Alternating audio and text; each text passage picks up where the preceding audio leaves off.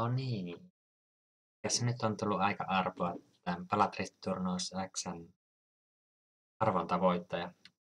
Arpana toimii nämä alkueränsä kärjeltä kerätyt voitot. Mä tästä tää Ramses 2 7 arpaa tiputin pois, koska no, se nyt jätti turnauksen kesken alkuvaiheessa ja omalta osaltaan hidasti etenemistä. Niin en kokisi oikeudenmukaiseksi antaa sille edes tätä arvontavoittoa. Sitten itteni tiputin poissa ja Osbornen tiputin poissa, koska jaoin sille sen turnausvoittajan palkinnon. Eli jäljelle jäi nyt nämä 11 henkilöä.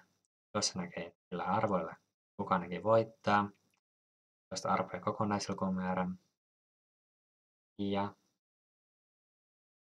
kun me tästä poistetaan jännitystä teksti, niin arvonta suoritetaan.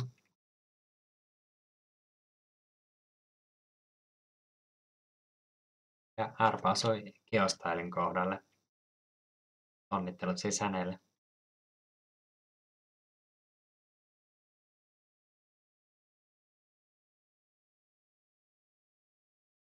Seuraava arpa olisi osunut Saijelle, mutta koska tässä jaettiin vain yksi, niin Geostyle vie tämän potin. Kiitos katselusta, jos satuit katsomaan.